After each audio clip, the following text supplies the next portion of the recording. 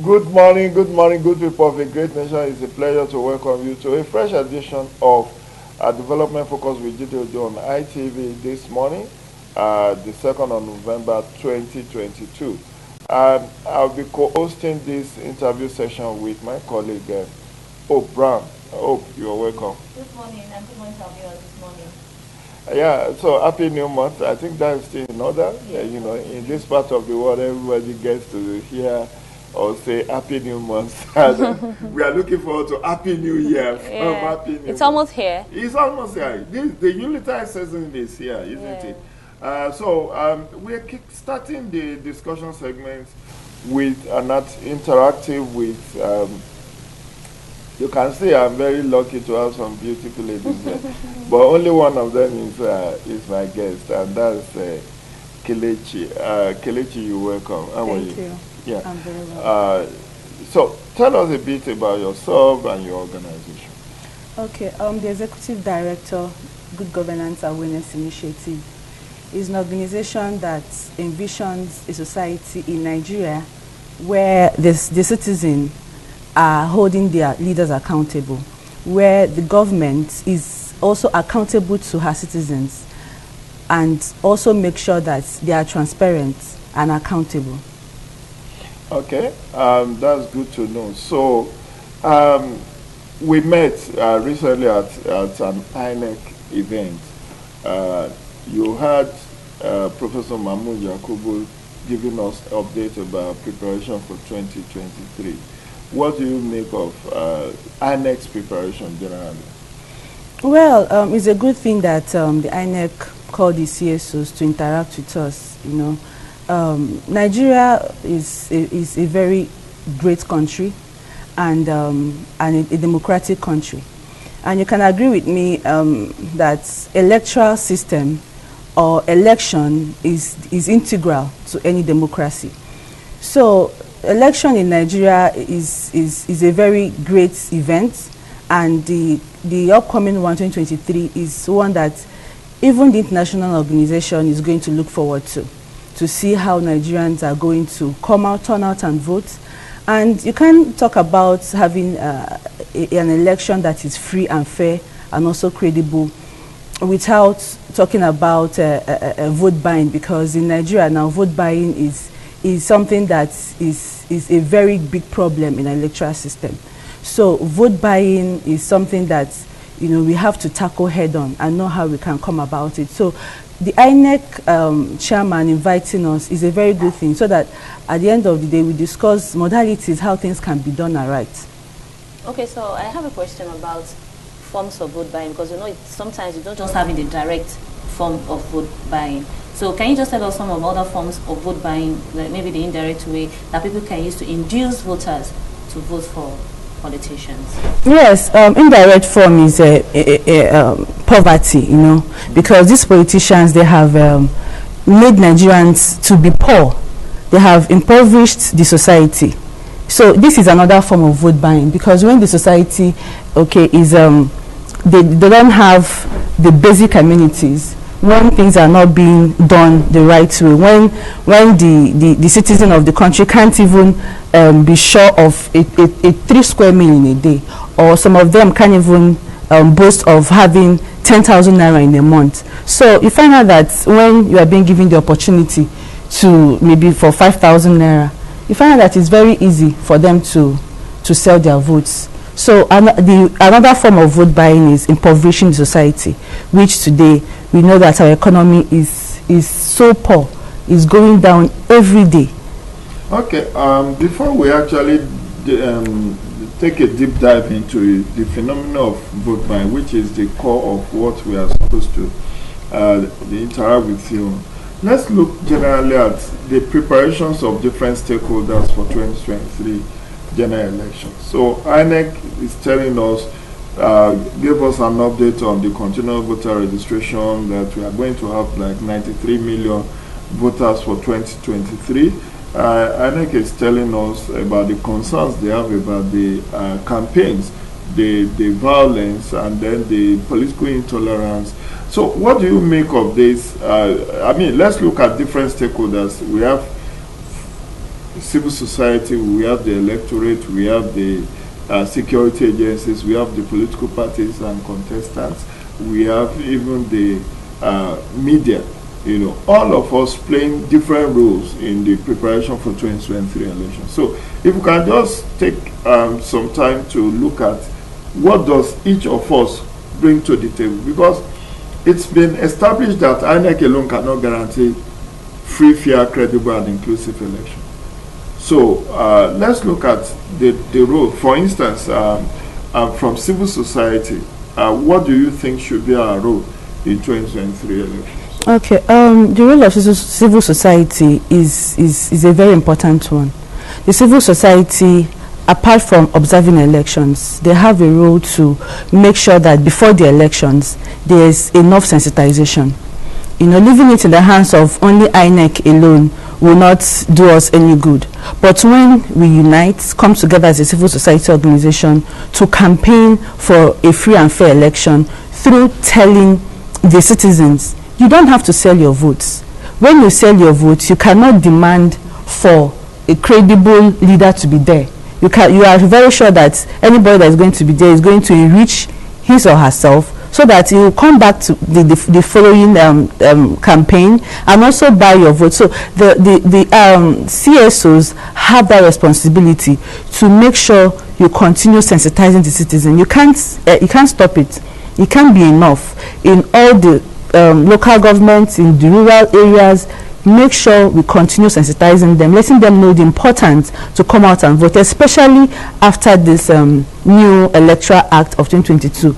So I think the CSOs, the major work we have to do, apart from observing elections and also giving our reports after the elections, we must make sure that we sensitize the citizens, continue letting them know the importance of voting and voting rights. Okay, I have a question about you talking about voting rights and how the electorate can have trust in INEC. So I want to ask, what do you think are the provisions that INEC is supposed to make available to make the electorate feel comfortable, feel confident enough to come out to cast their votes during elections? What are those things that you feel INEC needs to make provisions of? Well, the things INEC should make provisions of, okay, is also to let the citizens know that they are ready. Let the citizens know that INEC is ready. How can INEC be ready? There are a lot of modalities. Let them know. For instance, they've mentioned some of the things they are going to do before the elections. Publishing the names of those that registered, and also for them to go and check if their registration was okay. So these are the steps. There are a lot of steps, but INEC needs to always interact with the citizen. Always let them know the stage they are, what is the next thing. So when you continue to communicate with people, they will know, okay, look at what is going on, look at the deficiencies, look at where we can come in. That is, I think. What about in terms of security? Yes, in terms of security, that is in the security aspect of it. The security is another issue. Okay, for instance, our organization did a research, and when we conducted the research about why people sell and buy their votes, we realized that when we asked questions about why do people sell your votes, some people came out and said that even the security operatives are not they are not really doing the best or doing enough to make sure that their votes are being secured. Myself, I observed elections most times, and the last time I observed, I realized that even in the cubicle, around the cubicle, people were already there, staying and also trying to see what someone is voting. So when the security agencies are not helping to see that things are being done the right way, if the security agent is there and watching that someone is there standing close to a voter, I find out that, you know, the voter is automatically going to do the wish of who is trying to induce him or her.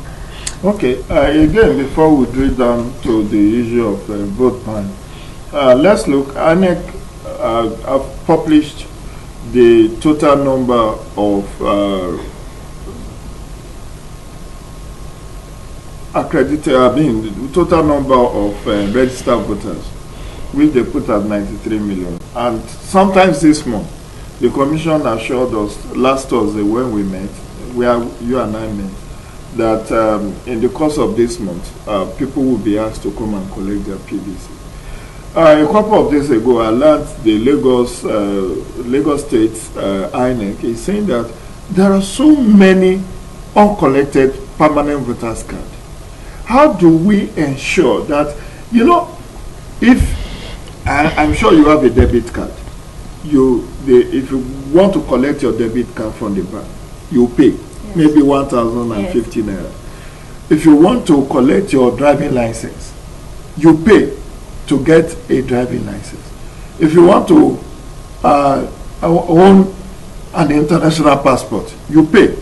But apart from national identification registration, which is done free, INEC voters card is another one that is free. Is it because this thing is free, people don't have to pay for it, that people just don't even bother to go and collect their PVCs? How do we ensure that these uncollected PVCs, not only from the current and the recently suspended continuous voter registration exercise, which INEC suspended in July, but even from time past, from previous registration exercise, all those uncollected PVCs, how do we ensure that those who own them go and collect their PVCs? Because without it, you cannot vote in 2023. Well, honestly, people are not motivated. How so? Yes, people are not motivated. What kind of motivation are you? Yes, the motivation here is governance. Okay. When people see that the wrong leaders are there, and maybe they voted the other way, or some people they know that are supposed to assume office, or people voted for, or they think that should be there. So this is one of the reasons where people later on don't even try to go and collect their PVCs. Maybe at the first stage they will be motivated, okay, let me go. Or sometimes they might want it to the ID card to maybe use it for bank opening of accounts and all. So there are a lot of things that surround it. But later on they find it difficult. They find it very difficult to make sure that they go back and collect their votes. Maybe there are PVCs. Sometimes, some of them that we ask, they'll tell you that the stress of collecting these permanent voter cards is very, very much for them. Okay, so I think if there should be a time, so maybe a holiday, so or on a weekend, for instance on a Sunday, if INEC can give these days that people normally use to rest, to open their offices for people to come and collect their people, it will definitely help. But apart from the motivation aspect of it, people find out that, oh, let me just go and fend for my family instead of going to queue for hours. So that is the main thing. When the society is they are trying so hard to make ends meet, they find it difficult to do some of their civic responsibilities.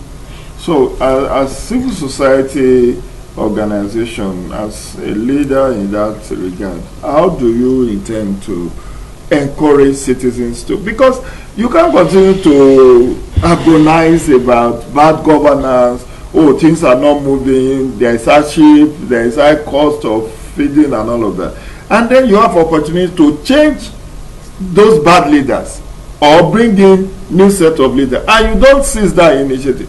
I mean, I think we need to change the mindset of these people, that okay, you've made effort, you've registered to vote, now INEC is saying come and collect your PVC, and you refuse to go. But in 2023 you start complaining, things are bad, look at how things are there in the market. So as somebody from civil society, what strategy, what modality will you say you will use to encourage? Because you talk about sensitization, and sensitization here should not just be about come out and vote. If I want to come out and vote, I must have that PVC. If I don't have PVC, you have already excluded yourself from the electoral process. So you do not have a right to even say whether the election went well or did not go well. So the first step for me as a citizen who wants good governance is to ensure that I have my PVC. And now INEC is saying in the course of this month, through to the period of the election, there will be opportunities again for people to come out and collect their PVC. So how do we encourage those who have not collected? I've collected my own from 2011, but I don't know about you, I don't know about Hope, but in case there are doubting Thomases who have not seen the real reason, who will use stress as an alibi for not collecting their PVC, how do you want to encourage them to do so? You know, there is no encouragement more than what is going on in Nigeria today. How do you mean? Yes, Nigeria today, we've gone so down. Do you know how much is rice, a bag of rice in the market today? Is it because it's close to Christmas? Talking of a bag of rice. No. Nobody's talking about bag of beans or Very important now. Yes, rice is a common food, okay? Yeah. So now, you find out that there is no encouragement to go out and vote the right leader when you are not feeding your family well, when you are not sure of the next meal, when the economy is down, when things are going down every day, when insecurity is in the highest level. In Abuja, you and I know some days ago what was going on. Insecurity, the scare, a lot of things. So if Nigerians today, I thank God that youths really after the NSAS, they also went ahead to come out and turn up very well to register their PVCs. Why did they do all this? Because they've seen that we have to take powers in our hands. We have to come out and it has never been recorded in the history of INEC how people turned out to register for their PVC. So I think the highest motivation for us as CSOs is for us to tell them, if you want things to go right, you had better come out and vote. Now you have gone ahead to register for your PVCs. The next thing for you to do is to go and collect them, and after collecting them, come out on that day of voting, vote and secure your votes. Make sure your votes count, because you can't tell me that not only going on the streets and complaining and talking about how things are not going well, but what is your responsibility? What is your civic responsibility as a Nigerian? Is to go out there and vote rightly, and not only voting rightly. Okay, yes, voting is there, but make sure you are not being induced. You don't vote because of money, or some people even collect as low as 500 naira. Okay. We'll come to that. We'll come to that. Because let me also pause you, Maureen. Let me pause you. You've responded to why people need to collect their PVC, because you see, this thing is a build-up. Mm-hmm. It's a build-up to the extent that you can't be talking of vote buying. Vote buying takes place at the election, okay, but there are activities that happen in the lead up to the election. Now, what is going on now? Campaigns. Mm-hmm. How are we following up with the campaigns? Do you know what Peter Obi's manifesto is? Do you know what Tinubu's manifesto is? Do you know what Kwakwanso's manifesto is? Do you know what Atiku is bringing to the table? Because if you don't follow through with the campaign, you go to vote blindly, whether you are induced or you are not induced. It's one thing to say, yes, I have my PVC, I will punish these people, I will not allow APC to win. Yes, you may not allow APC to win, but what about voting the right person? Because it's not everybody APC is bringing on the board that will be the right candidate, isn't it? Mm-hmm. So how do you separate the wheat from the chaff? It's by following through with the campaigns. And I think Nigerian youth and Nigerians generally are perhaps lukewarm and lackadaisical about what is going on during this campaign season, waiting for February 25th, 2023. It doesn't happen that way. So, as somebody who is working in the civic space, what would be your words of encouragement about following through with the campaigns, not only at the national level, but also at the subnational level, to know what these people are even bringing to the table, whether they are bringing something fresh or something stale or same of same? Yes, Nigerians and especially Nigerian youths should follow through and ask questions. Exactly. Asking questions is not about what are you going to do. someone will say, oh, I'm going to give 1 billion naira to 1 billion people. Just say things that sometimes are not possible, not realistic. Now you find out that you ask questions. Okay, you want to alleviate 1 million people out of poverty in 2 days. How are you going to go about it? Those are the essential questions we must ask. What exactly, how are you going to go about it? What are the modalities? What are the processes? How are you going to make sure that... I think we need to go on a short commercial break. We'll be back and then you land on your thoughts. We need to pay bills. Okay. Okay, we're still with Maureen Kelechi Owukwe. The first and only female student, president of Abia State University in our university days. Anyway, and the other thing I didn't tell our viewers is that she's a doctoral student at National State University. So she's Doki in view, doctor in view. So Kelechi, we were talking before we went on that short commercial break. We were talking about campaigns and why people need to follow through with the campaign so that they can make informed choices at election. Because whether you get paid or you don't get paid for election, the advocacy is vote right and vote wisely.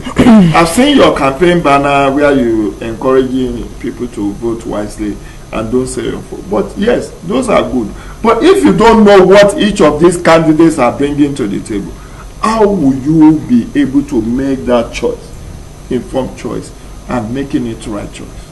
Yes, I think that the youths should ask questions, as I was saying ab initio.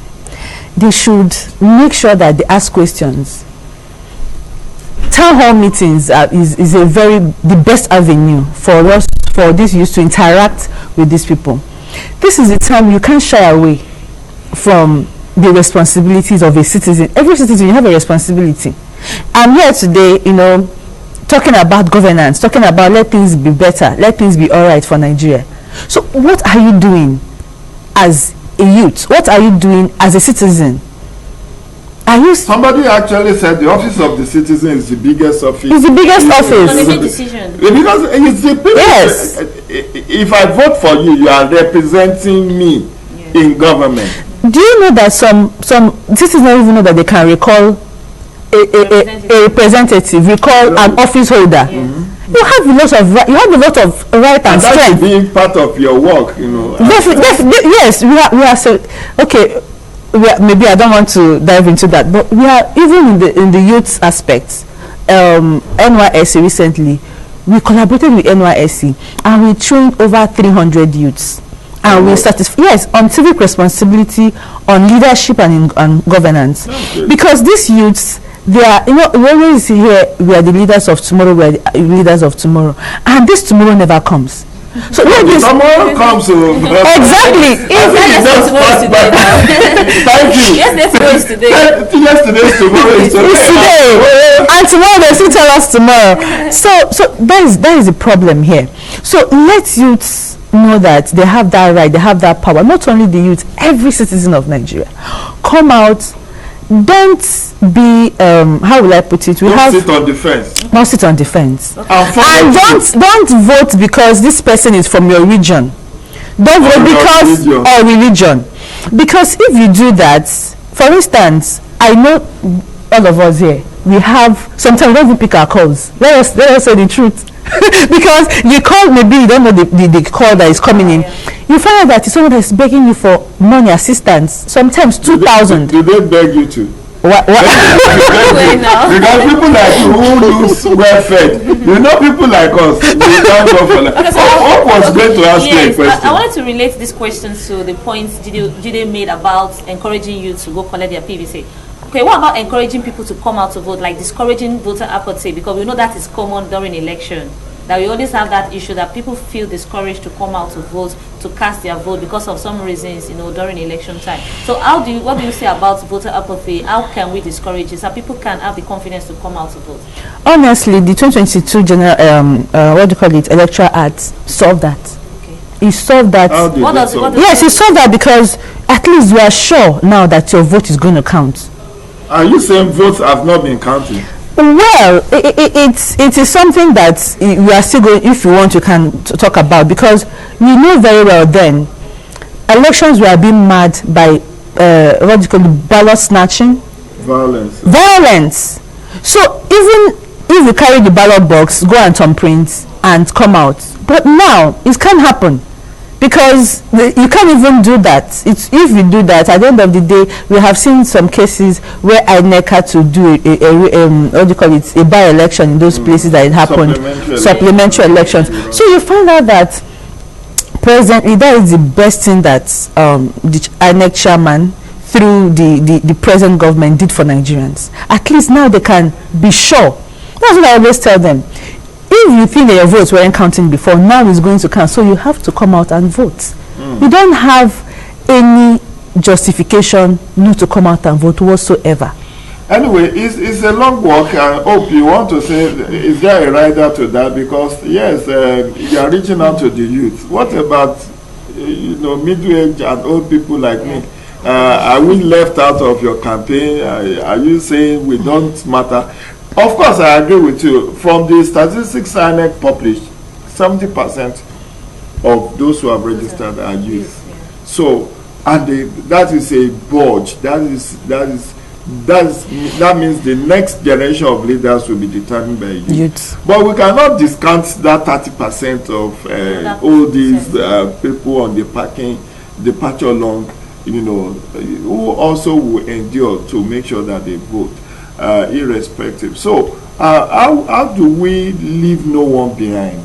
And we have not even talked about women participation. You are a lady. What are you doing to encourage not only youth but also women to participate in politics? Governance? Yes. Women, most times, think that they are being relegated. Sometimes find think that. Yes. Think that is not the true position. Well, I think that one thing that I don't really think is 100% true. Okay. And it varies, so we can't generalize it. But now back to your question, our organization earlier this year, from last year, we were sensitizing market women. It's still in our plans. So what have we been doing? Because we believe that you see these market women, they are the ones that these politicians always use to, induce them with money and let them vote whoever they think is. And also try to tell them, you have to sell your vote, because even if you don't sell your vote, I will win. That means letting them know that their vote won't count. Okay. So, and I always tell them when we're sensitizing them, if your vote doesn't count, why do they buy it? That's a very good question. Yes. If your vote doesn't count, why would they buy it? You can't buy what you don't need. What you don't need. What is of no value to you? Exactly. Why will I pay 5,000 for even if it's 500, because some people sell even as low as 500.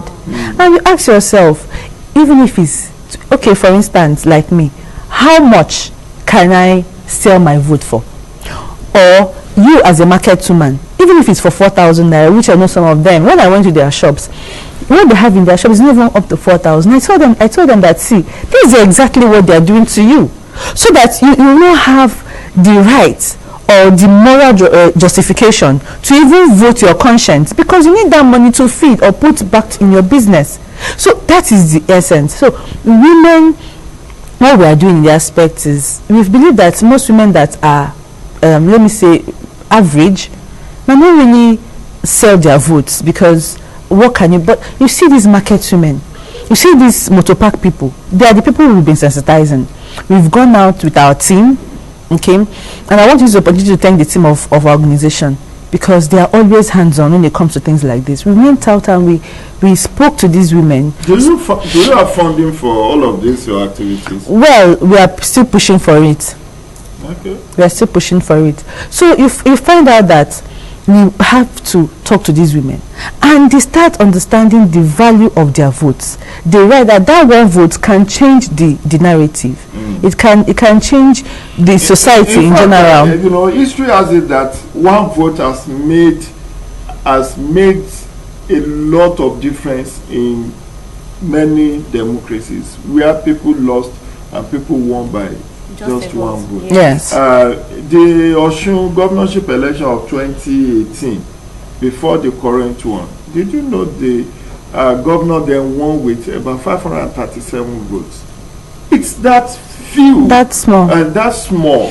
And so it tells you that votes actually, and I like the aspect that if my vote does not count, why do you pay for Exactly. it? So, it's up to you.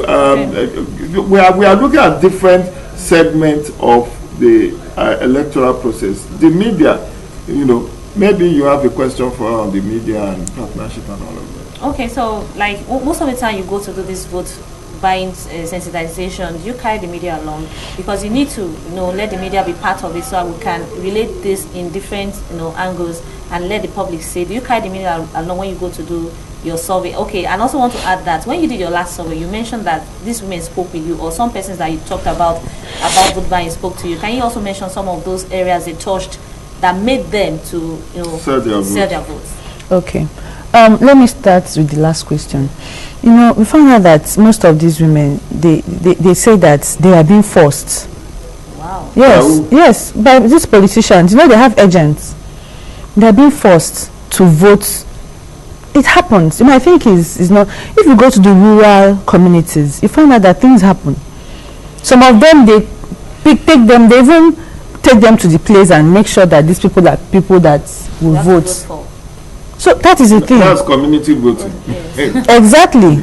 You can call it what I'm telling you honestly, these things happen. This needs to come out so people can really know what's happening. Yes. Which is why we are having this segment to enlighten the public about things that are not in the pages of newspapers but that are happening, that researchers have shown. So run us through the entire gamut of what your research have revealed about this phenomenon of vote trading. Because I prefer to call it trading because it takes two to tango.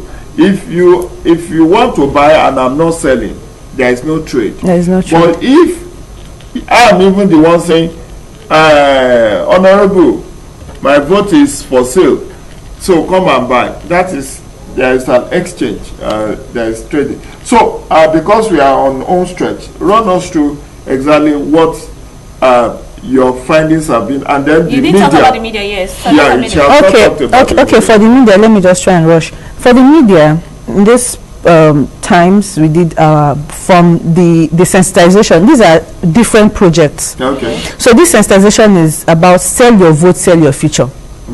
So these women and motor park people, they are being sensitized, and when we go through this, we also invite media houses, and it was also aired. Okay. And we believe when we are doing other ones, we definitely let ITV know. Apart from that, okay, we that is one thing we definitely, and also social media too. We also use social media because we know that now social media is the in thing. If you are not, do you have a website? Yes, we do have a website. Yes, that's good. Yes. Maybe you tell the public about our website, so that people can go visit and see what exactly. So it's www.ggawareness-initiative.com. www.gg, all in small letters, ggawareness-initiative.com. Okay. So, and our Facebook page, our Twitter page, everything is GG Awareness Initiative, at GG Awareness Initiative. Facebook at GG Awareness Initiative. Instagram at GG Awareness Initiative. No, sir, back to your question. The research we conducted the research. Something prompted it, and what prompted this is because we found out that vote buying is a menace in our society, and we have to go out and ask these people, the voters, eligible voters, these questions from 18 years upwards. What is going on? Why do people end up selling their vote? So we asked these questions, and we came out with some recommendations and also some findings. And what did we realize? That people sell their votes because of poverty. People sell their votes because of they are poor. They need money. They believe that, okay, someone asked me in particular, if my child, okay, if I had a child and my child is sick and he needed 2,000 naira to just treat that child, and you are being in this position where you can collect this money and vote, what will I do? One thing is that there is no justification to sell your votes. I told him that you can always have other avenues, not that selling your conscience. But the thing there is that, there are some things that we must tackle. And what is that? Is to make sure that these citizens are being empowered. They are being trained. If government can go deep into this, it will definitely drastically reduce vote buying. Because the major issue here, there are 74% of our respondents say that vote buying is being caused because of poverty. That is the first thing. Well, second, as I already said, a big issue was that they are being forced to vote. Who are the ones forcing them to vote? Yes, okay. You find out that in those places, they have agents for each political party. And even in their communities, they have people that they listen to. Even if that person, like they are traditional rulers, religious leaders, or maybe something like that. People that definitely influence them. Yes. Okay. So if I heard that these people might have a particular candidate that they want to deliver for in that community. So you find out that even when it's against your own will, because of this person is someone that you think you can't say no to. Exactly, that's what happened. So you find that some of them, they even threaten them that they must vote this person. And peradventure, if you don't vote who they want you to vote for, you come back to the community and you face it squarely with them. So you find out that they don't even have a say. These things are happening every day. We must accept that fact. So this is what we found out. And now, what are the solutions? Okay, I was about asking. Yes. What are the solutions? What are the solutions? Now, mind you, there are one of the solutions is economic. The economy of the country is so bad. So if the economy is good, today we know how much the dollar is. It's over 800 naira. Yes. 857 today. So you find out that this is the problem. If you can't feed your family, if things are being, every day you go to the market, things are getting high every day. What you bought today is not what you are going to buy tomorrow. So sometimes when you go to the market, you don't just have a blank, just write the things and the ones you can get. So you find that people find it very difficult to feed their home. So the economy is bad, it's biting hard on the citizens. And most of these people, the people that even vote more, are people that are the common people. So, and they're the ones that are being facing this kind of challenge. Both the poor and the rich, they buy, even the poor even buy things more expensive because they just buy in bits. But the rich people can even go and buy in bags and keep. People like you. You buy in bags. Poor people like us, we buy mudu or tea. So you can, okay. Anyway, because we need to wrap up. Okay, our recommendations. I really want to hint on that. So one of our recommendations, when it comes to vote buying, where did this money come from? This money comes from somewhere. So one of our is for the CBN to bring up policies that is going to tackle that. And one of the policies is cashless policy, especially in the federal government level. Any contract that is being done, because these are the ways that these politicians get money. Some of them, do you know that after they must have given contracts, they even have cash of over millions that doesn't pass through the bank.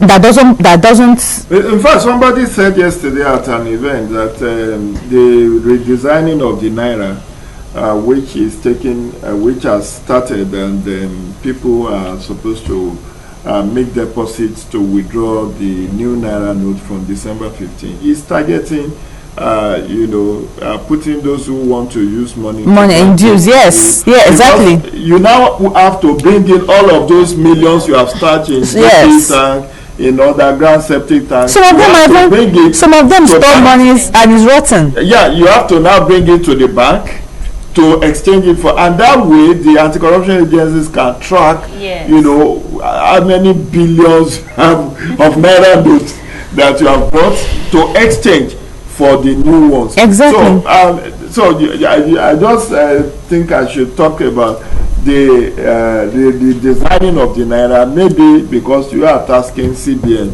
to do something about cashless policy. Yes, and the second one, okay, is for INEC to give every security agency that is going to be in the election, every security agency should go with body camps. What is a body camp? If you see the road safety now, even no matter how far you are, they can see you in your car, whether you are making phone calls or you are not with your seat belt. So that body camp, the security agencies, all of them, they should be on body camp. So that alone is going to make all these vote buyers and sellers to really be cautious and abstain from it totally. So this body camp is going to help to identify what is going on. It might not really be something that is going to stop immediately, but it's going to drastically reduce it. And let there be mobile courts in the 774 local governments. So it happened in the COVID-19. It's something that might not really be a rocket science as we think it will be. So if these people that perpetrate this are being tried, definitely, even if it's one person in a community, I believe that it's going to help in our electoral system. Actually, EFCC have charged some people to court over the Osun and Ekiti election, and it's very inspiring that your organization is thinking about security agencies wearing body cameras so that they can have a video evidence of the transaction that is taking place. And then the mobile court, which means you operate like a task force. So it's not like, okay, it's taking years for you to prosecute. You have the evidence, and then what about sting operation? It's been also suggested that when you want to catch people who are engaging in vote buying, don't wear uniform. If I see somebody in EFCC overall, or I see a police officer in uniform, I will definitely behave myself. But if I come and this thing is done like a covert operation, like a sting operation, that you will be able to get these people at least wearing the body camera, acting, wearing mufti, that helps you to be able to apprehend these people who are doing. What's your take on that? Well, I'm not going to dispute that fact totally, but one thing is, it's going to cause unrest in the polling units. How do you mean? Yes, because if you are mufti and you are trying to hijack somebody, you are trying to, it's going to start questions. And but you have your ID card. Yes, you have your ID card, but before you even get to the ID card thing, people might, but if you are a security operative and you are being seen, because all security operatives will be on it, that alone is going to cause, we are not trying to bring in unrest in polling units, because if you are a mufti and you are trying to arrest somebody, definitely they will try to. Anyway, your final question before we. It will serve as a deterrent to people once they see the security operatives, and the But they situation can, like that, yes. others will just keep to themselves. Exactly. So let us leave the security matters for security people. Okay, so we leave that to the discussion of security. So, your final word, because we need to go now. Yes, my final words are for Nigerians to please come out and vote. We can't continue, sitting on the fence. We can't continue laying blames. We have to come out and vote rightly. This time around is when we can change the whole narrative of the country, when we can really look at what are our problems and who is the exact candidate that is going to. We have over 18 presidential candidates in the. Yes, we have local government chairman. Even your chairman in your local government have a lot to do when it comes to election and making sure that policies and projects are being executed right. So I want to please tell Nigerians to please make sure that they try as much as they can to come out and vote. Please go and collect your PVCs, because this is the right time for you to vote. If you don't vote this time, I don't know. I don't know what you expect us to be in after 2023. So, help me thank our juggernaut, our SUG, former SUG president, our doctor in the making, our civil society, Iroko, and all of that. Help me thank our on behalf of crew here on ITV, we want to say a very big thank you to you for coming. And your organization is doing a very good job on the sensitization. I will hope you keep doing, keep sensitizing people that need to get sensitized to see how we can reduce this menace of vote buying. We will. You're welcome. We will. Thank you so much. And thank you, Nigerians.